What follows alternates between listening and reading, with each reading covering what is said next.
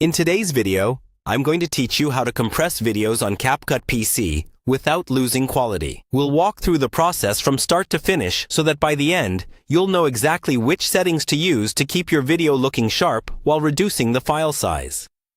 Make sure you already have CapCut installed on your computer and your video file ready to go. First, open CapCut on your PC and create a new project. Once you're in the main interface, import the video you want to compress. You can do this by clicking to add media, or simply dragging your file into the media area. Then, drag the video down onto the timeline. At this point, you can trim or edit it if you like.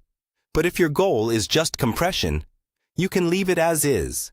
When you're ready to export, look for the Export button, usually at the top right corner of the screen. Click it to open the Export Settings window. This is where the compression really happens, and it's important to set things up carefully so you don't lose noticeable quality.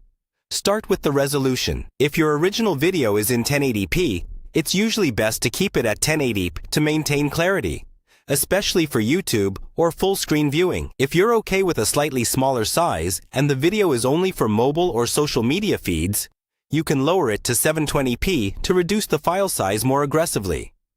Next, check the frame rate. If your video was originally recorded at 30 frames per second, keep it at 30. If it was 60, you can choose to keep 60 for smooth motion, or drop to 30 to save space. Avoid increasing the frame rate above the original. That won't improve quality and can even increase the file size unnecessarily. Now look at the bitrate or quality slider. This is one of the most important controls. Higher bitrates mean better quality but larger files. For most 1080p videos, a medium bitrate is enough to keep things looking clean while shrinking the file.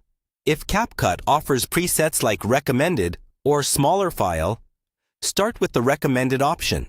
Then adjust slightly downward if you need more compression. Finally, choose the file format, typically MP4 with the H.264 codec, which is a solid balance between compatibility and compression. Once everything looks good, pick your export location, give the file a clear name, and click Export. After it finishes, play the exported video and compare it to your original to make sure the quality still meets your needs while the file size is significantly smaller.